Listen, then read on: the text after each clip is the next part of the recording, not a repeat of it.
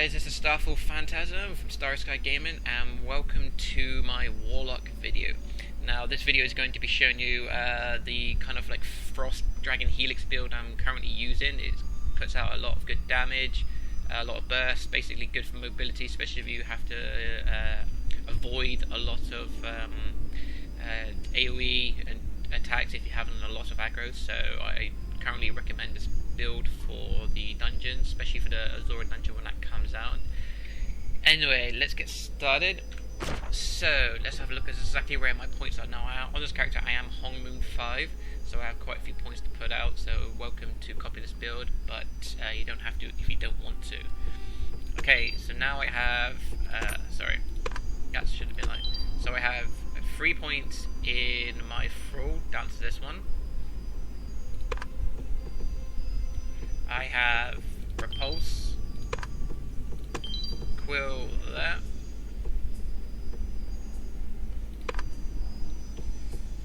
I have Eclipse, down to tier 2 stage 1, Bastion, down to tier 3 stage 1, Tetherblade, Sanctum, down to stage 3 tier 1, Wingstorm, tier 3 stage 1, now this is Frost as well, Soul Shackles, tier 3 stage 1, Imprison, tier 4 stage 1,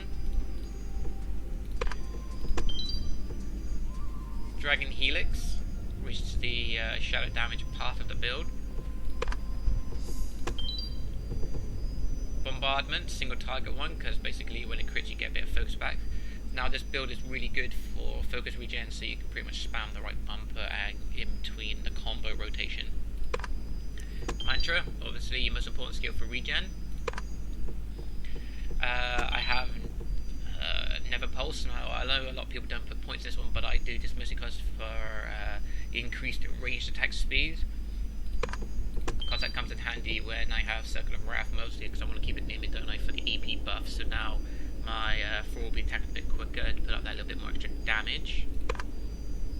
And that's pretty much where I put the points. But the Frost build is pretty good because you get loads of focus regen from this Rupture one, 6 focus every 2 seconds.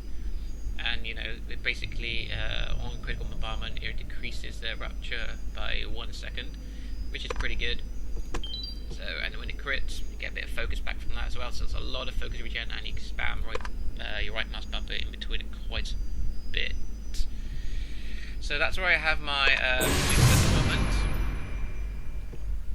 Now, the rotation I like to use. Now, also you have Soulburn to use to look for your rotation.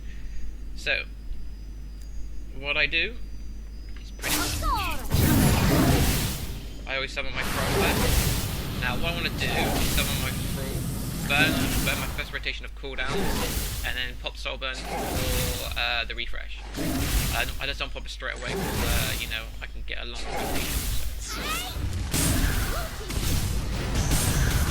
Go through one rotation and pop Soulburn. Get a little bit of buff from that.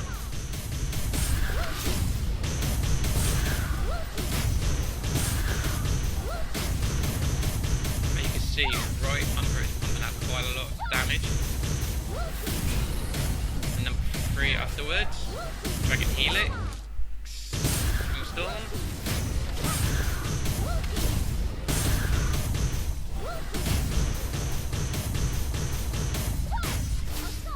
Okay, some full again, and in between it, what I want to do is spam the right bumper, Rupture, get those crits going.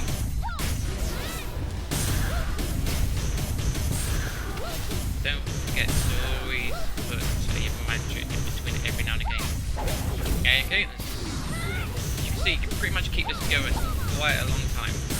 Okay, so mantra again, spam right bumper, Dragon Helix or Rupture, Dragon Helix again.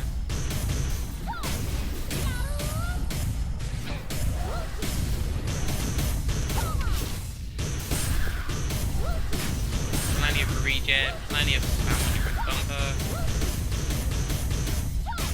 You can see about the amount of damage I'm putting out with this.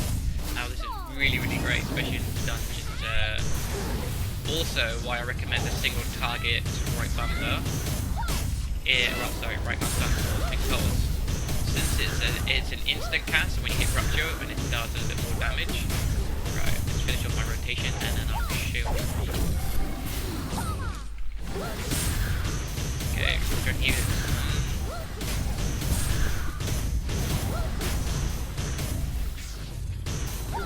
And then number 3, not a waste of cooldown.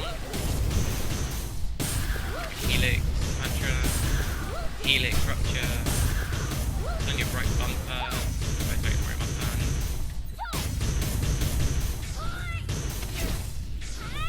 Okay, I'm pretty much like that. Now the reason why I'm using the right bumper single target one for is because with the amount of focus recovery you can get, it becomes an instant cast, but the most important thing is the second line down basically does not increase threat, so you can pump out a lot of single target damage with this one, especially on bosses, and you do not increase your threat. So someone else is going to get the aggro, and you're going to be laughing because you're pumping out some seriously badass damage, and they're going to get the threat when you're not. And they're like, oh, I'm putting out loads of damage because they get the aggro, but at the end of the day, right, you're being smart, you're pumping out a lot of damage, and you're not going to die from a lot of aggro if you don't have a lot of defensive skills, or if you're new to dungeons, you know, and you basically know that you're doing a lot of good damage. Plus, also on recovery, upon the critical one, you get focus recovery, you know, and that's pretty much it. You got the frost one, decreases cooldowns, does a little bit of extra damage on brand, and then rupture, more focus recovery, a little bit of extra healing, you know, and decreases cooldown of rupture. But on critical, it makes bombardment an instant cast, and with bombardment, a single one, if you read this, basically inflicts additional and basically 958 to 1045 frost damage on instant cast. So when you use rupture, you get critical, it basically makes bombardment an instant cast, and you can just spam the living crap out of it, and you get extra damage. It's just really, really insane. It's such a high single target damage one, and it just melts stuff. So anyway guys, this is the Frost Helix build. I hope you enjoy it. Let me know what you think of it. Give it a try. If you think the build can be slightly improved, I'm always open up to suggestions. But thank you very much. I hope you will say hi in game. You know, I'm always welcome to giving tips and serious even advice. And if you see any of the New Dawn clans, give a hello. And thank you very much for watching this. So this is Starfall Phantasm from StarrySky Gaming and New Dawn. And I will see you next time. So until next time, I will see you then.